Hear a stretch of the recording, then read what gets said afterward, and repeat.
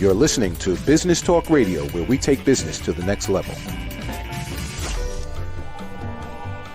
Rapping with Dr. Jacalyn connects you with experts from all over the world to help you take charge of your career, your business, and your life. Rap along with us. Visit drjacalyn.com to learn how to become a guest or a sponsor. And now, the doctor is in.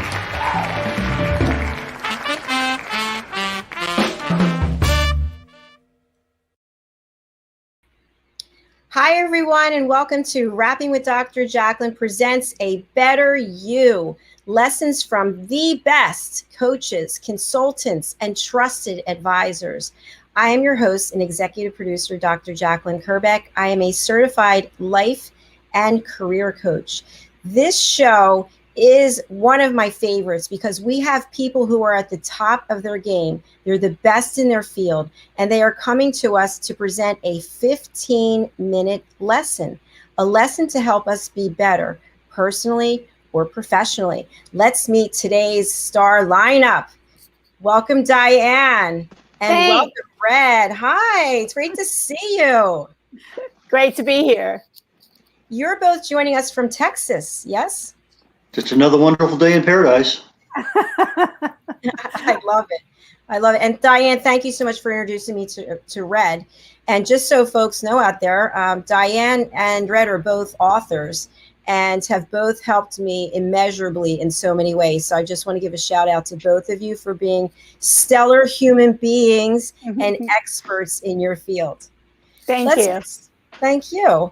Let's get started with each of you talking to us a little bit about your background, who you are, and the value that you bring to the world. Diann, I'll start with you. Okay, great. Well, first of all, thank you for having me. I always love being on your show. And hello to everyone out there. So I'm Diann Floyd Boehm, and I'm a children's author. My background is education, and I absolutely love being published and being with kids, being invited to the schools, speaking at conferences and inspiring others to be writers or follow their passion and their dream. I also enjoy being on stage and singing and acting and just love life. So I get out there and do the best I can and try to have my experiences of travel and put them in my children's books, and most importantly, inspire kids to love themselves. So that's me. All right. Thank you, Diann. That was beautiful. And let's go over to Red. Please tell us about you and the value that you're bringing to this wonderful world. Thank you, Dr. Jacalyn. Red O'Loughlin. I am a speaker, writer, and publisher. In speaking, I prefer to speak on topics dealing with health and wellness. I research what goes on in the human body at the cellular level. Biochemically speaking, I look for cause and effect relationships. Treat a cause, fix a problem, treat a symptom. You'll always treat a symptom. I'm a speaker. I've spoken, yesterday I spoke at a Rotary Club, talked about coronary heart disease, artery disease. Today I spoke at a Chamber of Commerce meeting, and I talked about diabetes. I write all the time. I haven't missed a single day of writing and publishing on social media, my website, in well over 400 days. I also publish books for people, primarily new authors, and I help people strategize about their books. What do they need? How can they get them done quickly? And those are the things that I do and really and truly enjoy helping other people do. And you are definitely fantastic at that. As people may or may not know, you are helping me with my book that is going to be available and published and available by my birthday, hopefully March 26th. So, Yay! Yay! So thank you so much. So how about we take a commercial break? And when we come back, Red, I'll spotlight you and I'll mute Diann and myself, and you can have the floor. Sounds like a plan. All right, beautiful. Stay with us. We'll be right back.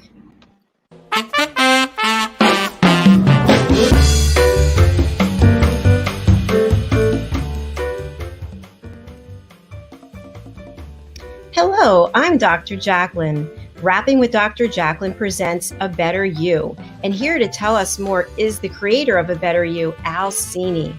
Al, welcome to the show. Thank you, Dr. Jacalyn. It's always a pleasure working with you. And everyone out there, you might be a coach working with individuals professionally or personally, or you might be a consultant working with businesses, or you might be a trusted advisor specializing in an area like finance, let's say, or the law, or healthcare.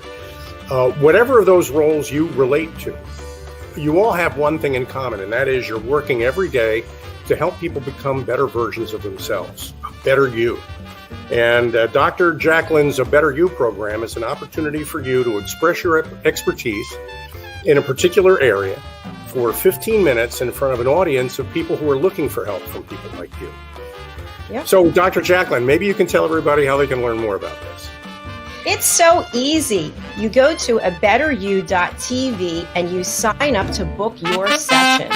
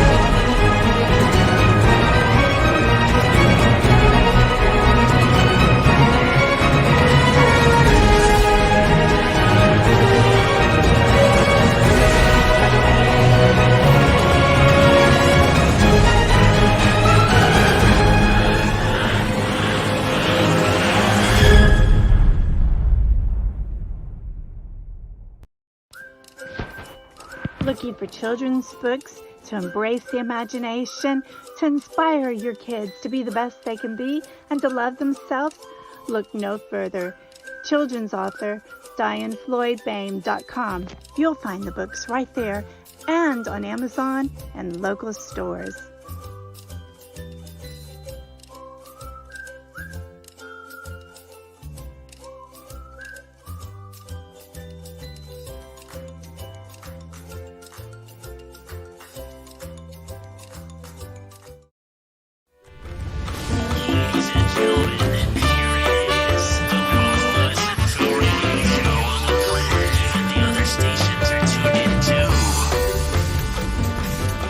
You're listening to Business Talk Radio, where we take business to the next level.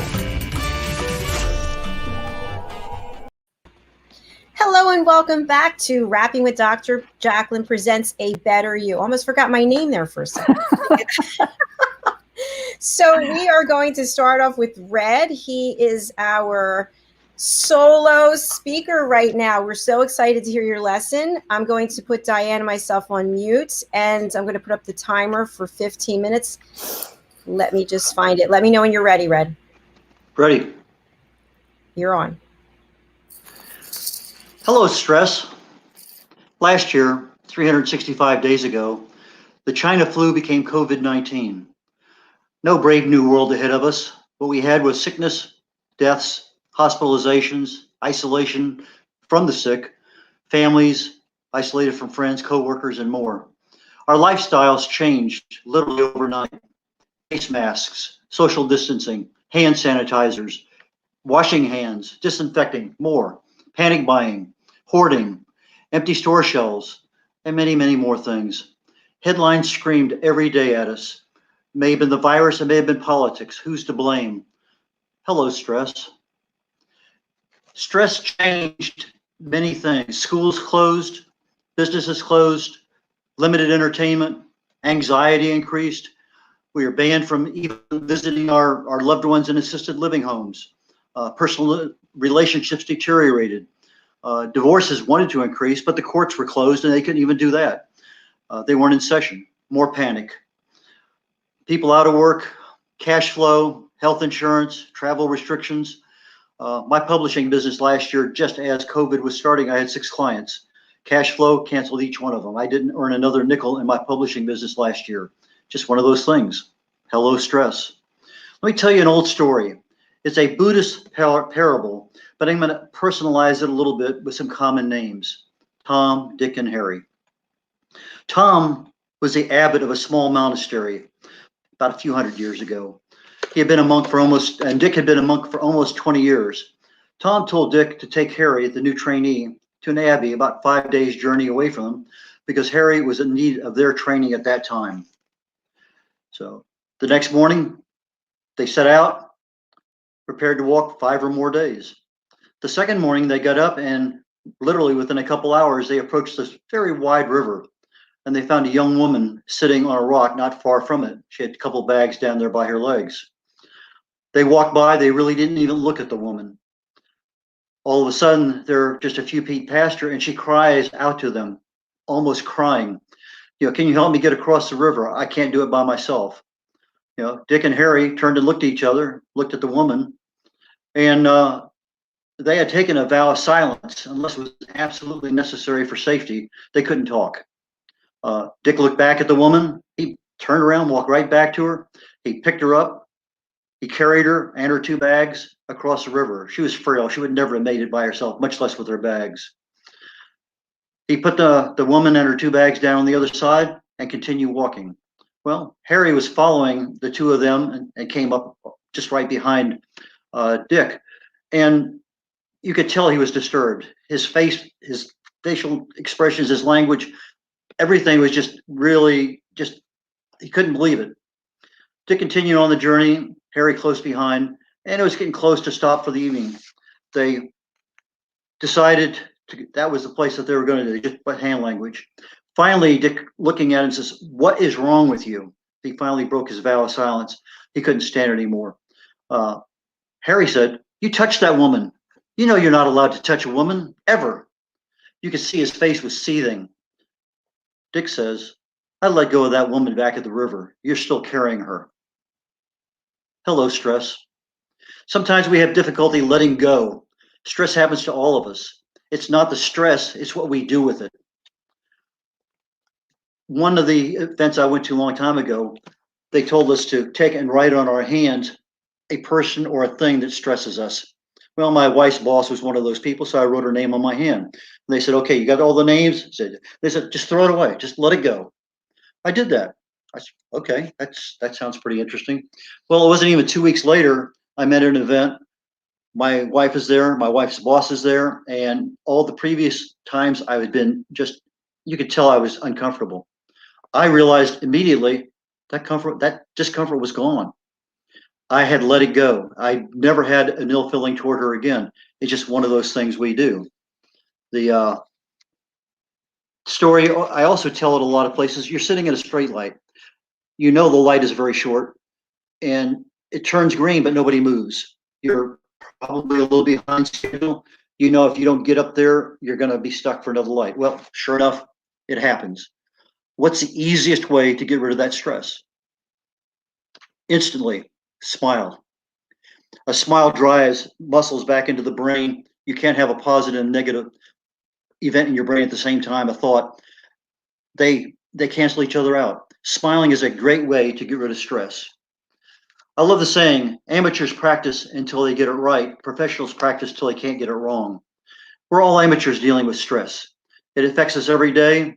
No matter what we do with it, it's going to do something to us if we don't let it go. 90% of all doctor's visits said the genesis says they're in stress. Stress can get to the strong of us. It doesn't matter how strong you are. Navy SEALs have a hell week that they go through 5-6 days, and they may get 4 hours sleep, but they're physically, emotionally, mentally challenged every single minute of the day. They're trained to go far beyond what us mere mortals could even stand. But they have to do that. They have to face cold, stress, long distances, heavy loads, far beyond what we consider to be normal. When a Navy SEAL says, "I can't take it anymore," he rings a bell. That bell tells everyone around him that he doesn't have what it takes to be a Navy SEAL. That's it. The Navy SEALs also have a slogan that says, "Embrace the suck." Embrace the suck. Those things in life that irritate us, that we say, I don't want to do that. Embrace those things that stop us from doing what we have to get done.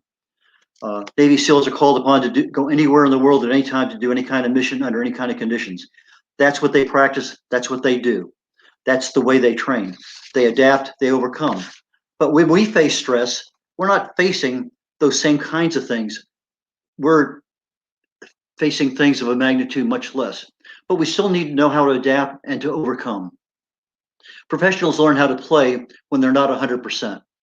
Take a professional boxer, for example. I like to take Mike Tyson. He's famous for a quote, "No plan survives the first punch in the mouth." We're all punched in the mouth every single day. It's probably more of a love tap than it is anything else. But you know that a professional boxer wants to answer the bell, not ring the bell. He wants to answer the bell so he has a shot at being in the next round. Yogi Berra is one of my favorites. He has so many sayings that just unbelievable. The one I like that he talks about baseball, he says, baseball is 90% mental and the other half is physical. We have to have the mental strength to go with our physical strength. The stress doesn't disable us right away. It's not what happens to us. The stress bounces off and goes somewhere else. But if we hang on to it, then we have a problem. That becomes a major health concern down the road. But the thing is, we're not trained like Navy SEALs. We're not even aware sometimes that we have stress. Yet it's there. You know, the mere fact that you walk into a store wearing a face mask, you know, that's a little stressor. The fact that you can't just jump on an airplane and go someplace because you don't have a negative test to show. I mean, there's a lot of issues that we can't do nowadays because we are limited. Those little stressors add up. Don't let it disable you. Take a deep breath. You know, do some meditation. There's a lot of ways. YouTube is my friend when it comes to stress training, stress management. You think that, okay, take a couple deep breaths, that may be fine, but do it several times a day. There's no reason to do it once a week. Laughter. I do this all the time in some of my lectures. Laughter is probably the best remedy for stress. Now we take a look at laughter. No, it's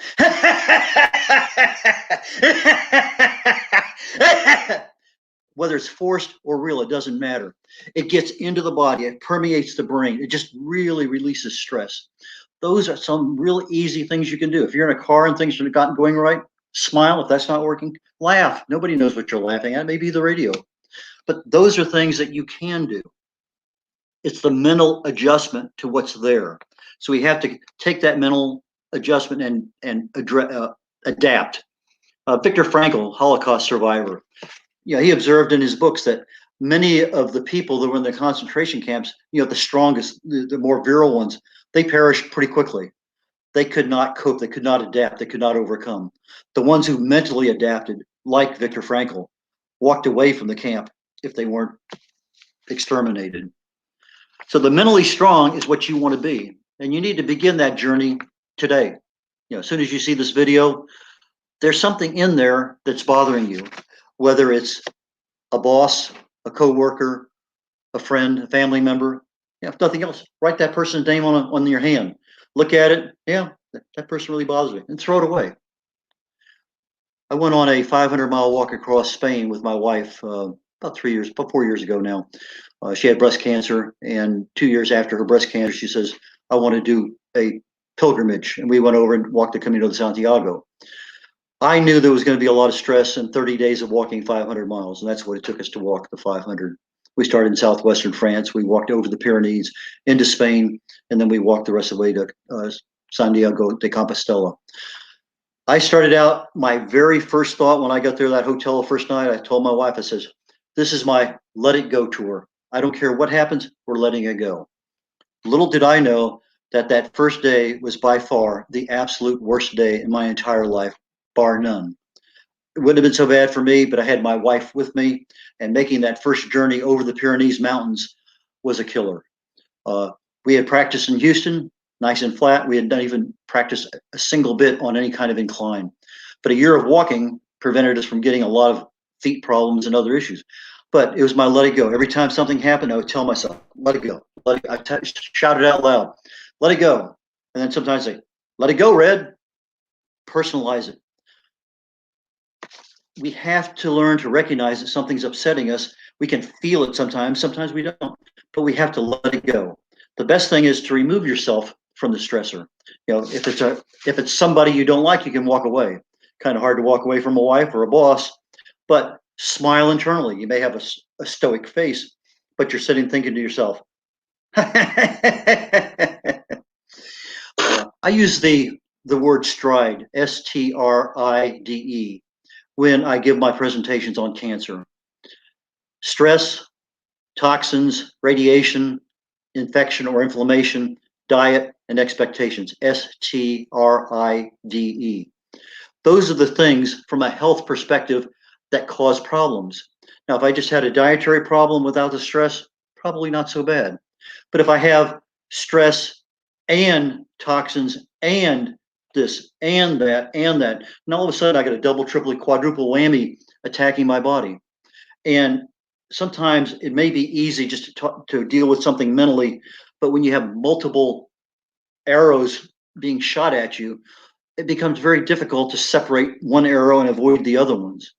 So take something and do it for the next 30 days. It doesn't matter what it is, whether it's rush hour traffic, whether it's that stop sign at the stoplight at the end of the corner where you're at, whether it's just somebody you know that you bump into occasionally. It might be a line at the grocery store. That's one that I have a chance to practice my internal laughing quite a bit. I'll sit there and I'll watch somebody, they're all rung up, and then all of a sudden, okay, where's your money? Now they open their purse and start fumbling around for something. Then now they have a credit card. Now they're going to put it, they could have done this all earlier. I'm sitting there to myself, my God, just pay them and get out of my way. But no, I realize it's going to have an effect on me. I sit there and very simply let it go, smile. I think of something, whatever may happen to, but I just get myself out of that environment that I'm in where I can adapt, overcome, and become a healthier person. So if you're looking at what is bothering you and you can't identify it, then sit down and literally take a run. What happened to you today that just felt a little uncomfortable?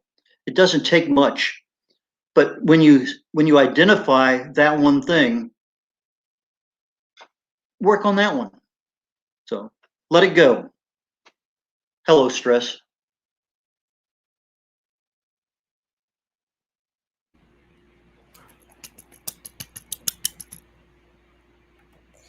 Great job. Very nice. Red, how do you feel?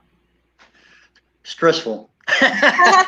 No, I feel great now that it's over. There was a little bit of stress, but I spoke earlier today at a Chamber of Commerce. I spoke yesterday at a Rotary Club. I do this quite often, and sometimes I haven't given this speech in a while. I had to add a little bit extra to it to make it 15 minutes. So it's a matter of taking this 5 minute, this 5 minute, and this 5 minute and combining them. But it worked out, I think, reasonably well. Yes, I think it was great. Nice job. Nice job. Diann, sorry, Diann's on mute. My apologies, Diann. Any comments for Red?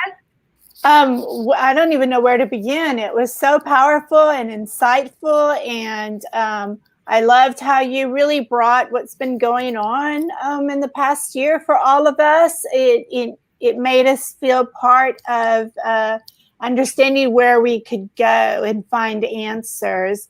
And of course, I loved Let It Go. So for me, I kept hearing the song, Let It Go.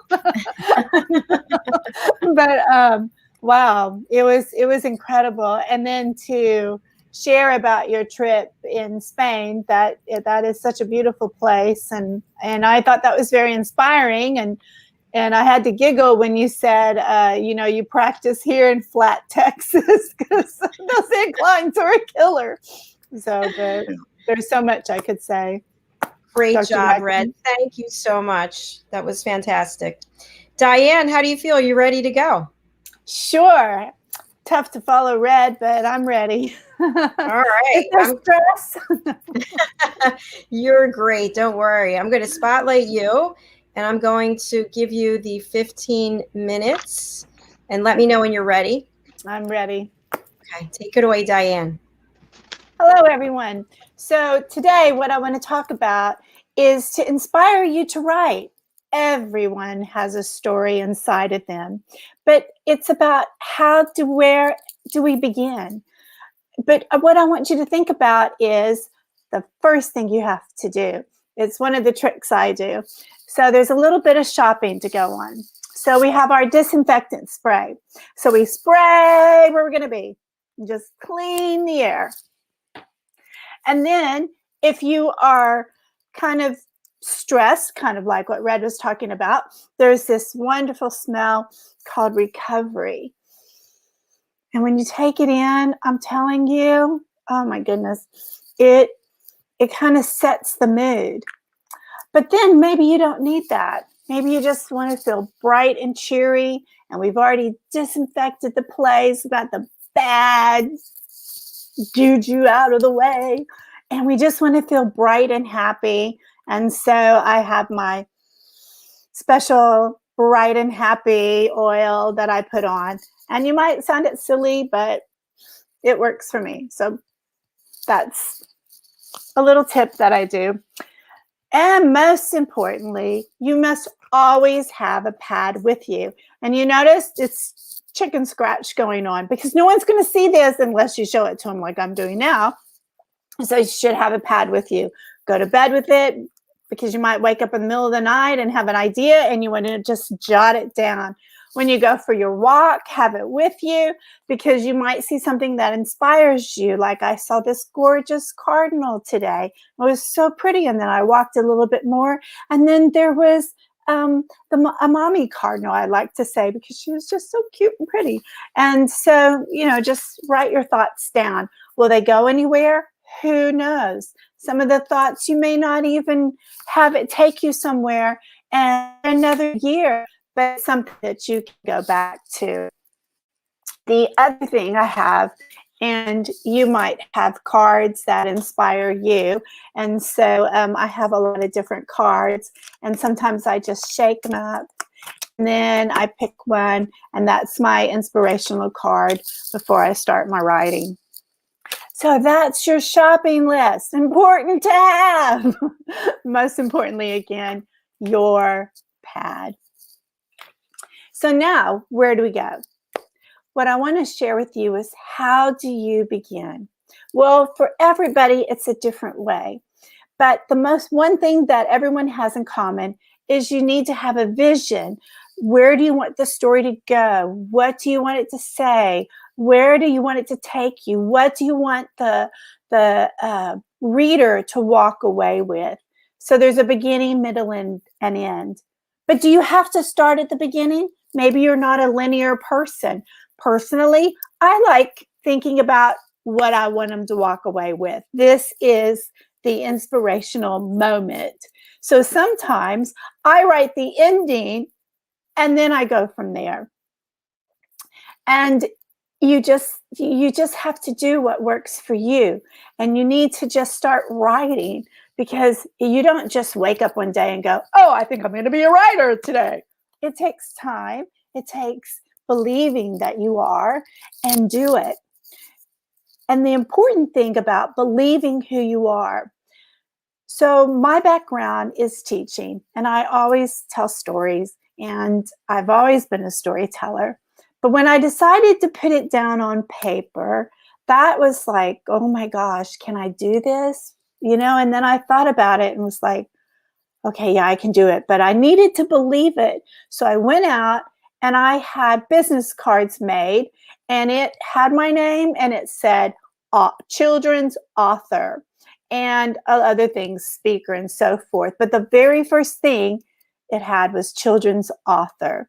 And I decided that I didn't have to be published to say that I was a children's author because I wrote the stories. It is written down and it is published. It's just not huge yet, but that's okay. So therefore, I am an author. And the more I handed it out, I even started hearing my husband after a while at parties introduce me and say, oh, she's a children's author. And I just remember, wow, I was so used to him saying teacher. So it's just a mindset. And the more you do it and the more you write, the more your mind embraces it and you become that author. The next thing you have to do is once you decide what the story is, the vision that you have for it is you have to think about your audience. Who are you writing for? Because how you write a 4-year-old to a 6-year-old is different than how you write a 7-year-old to a 9-year-old or a 9-year-old to a 12-year-old. You have to know your audience. You have to know, are they going to understand that vocabulary word that you wrote? You might have to condense it down. Or is it a topic that they're interested in? And you have to think about it from a child's point of view, not your point of view.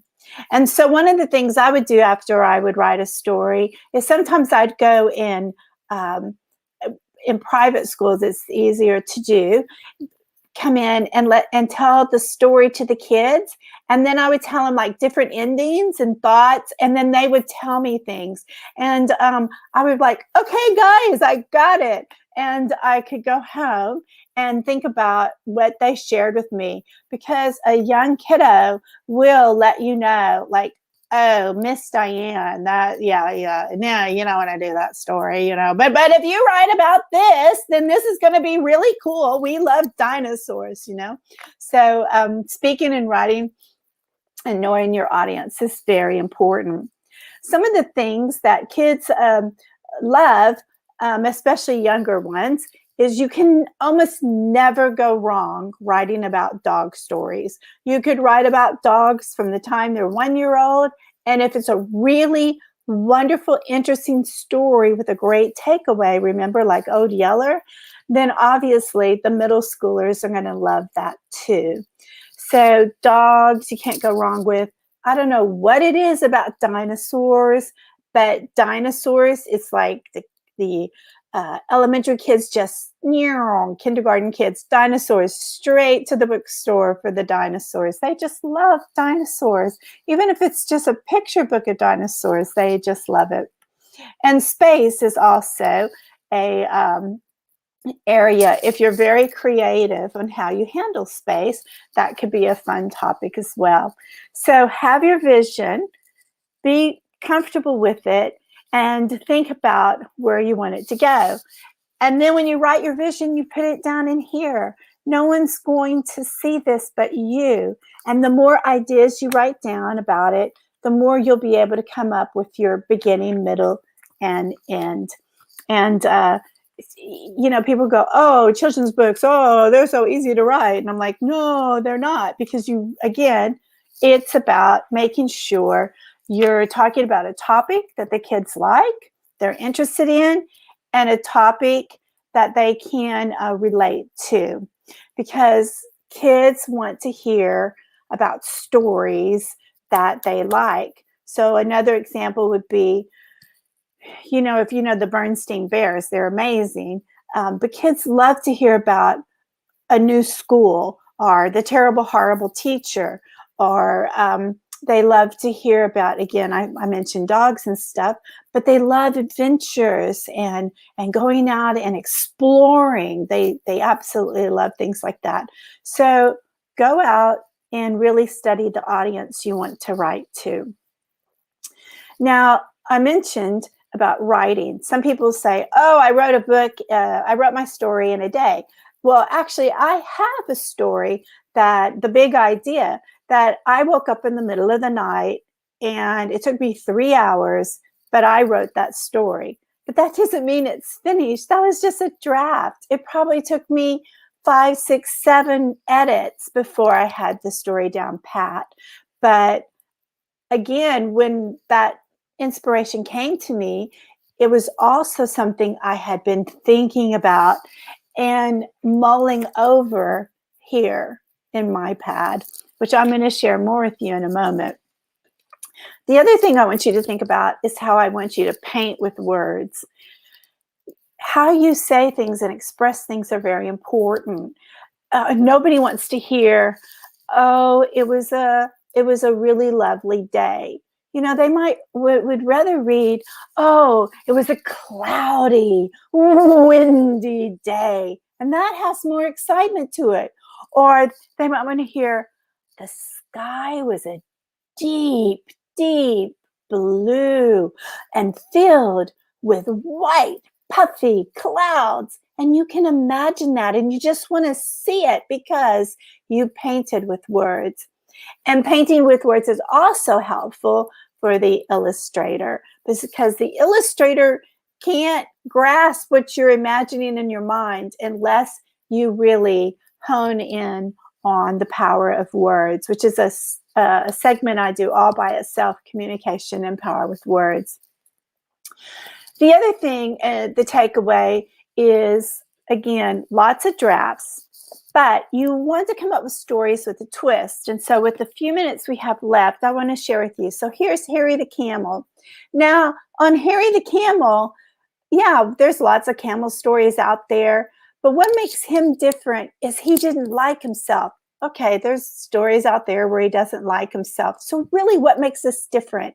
It makes it different because Harry discovers that there's a lost boy, and the venture that he ends up going on, he discovers there's nothing better than being who you are. And it was that adventure that happened that takes the reader along with them and wants to read the book, and then in the end, love who they are. I mentioned earlier space. Well, I love the moon. So I wrote about the little girl in the moon. And there's lots of books on the moon. But what made this one different was the way I did the illustrations. I used the phases of the moon so here's our great banana moon. Let's see, there we go. To introduce who the little girl in the moon is. And that is my twist. I also used imagination in my artwork. So I had really fun coming up with moonlings, little kids that live on the moon, and wishing that the children, the earthlings, would know about them. And then there's lots of books about peace and love, and I wanted to write one. So I decided, again, to do the little girl in the moon and let the moonlings help the earthlings have at least one moment in time where there's peace and harmony. And so the story that they go through and the adventures and how they get there and what happens is just a magical journey that the earthlings and the moonlings express together. And then, kids study the community.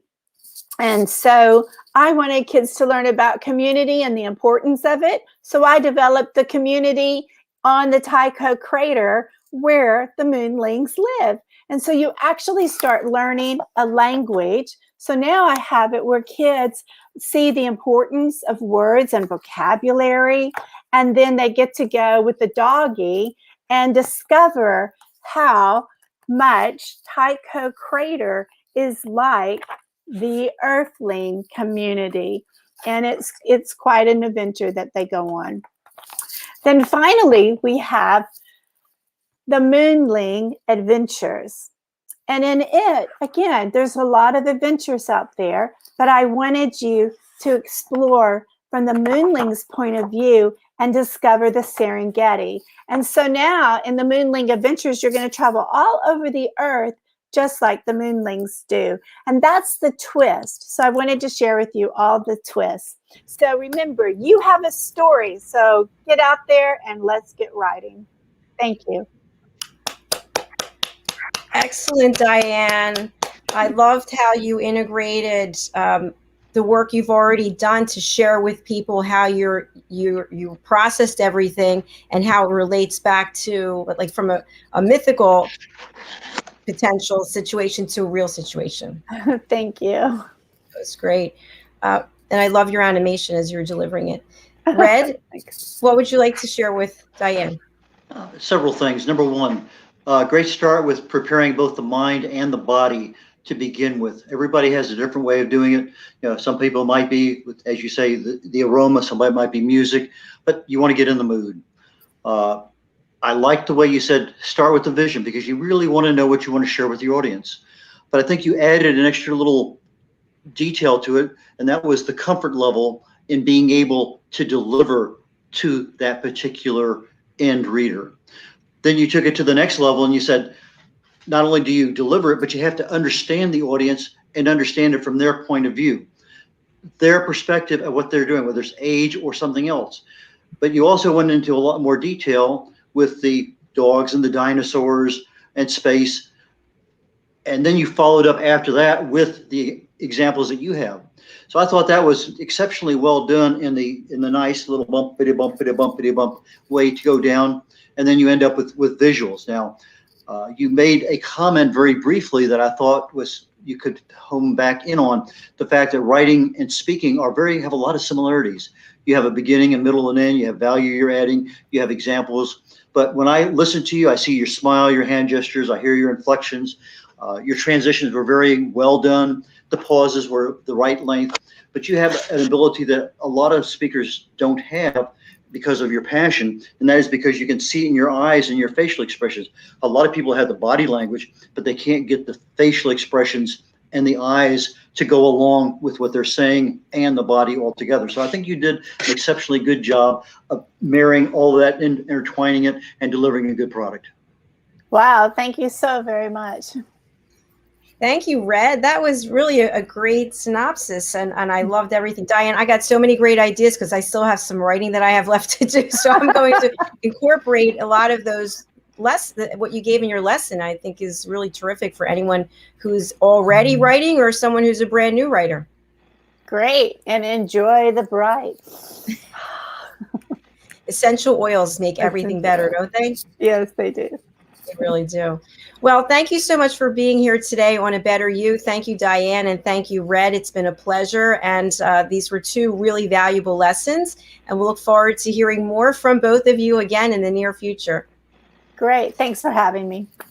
Thank you. And we'll look forward to seeing you right at 5 o'clock on another special episode of The Business Show with co-host Alcini. So we'll see you there at 5. Bye, everyone. Bye. Bye now.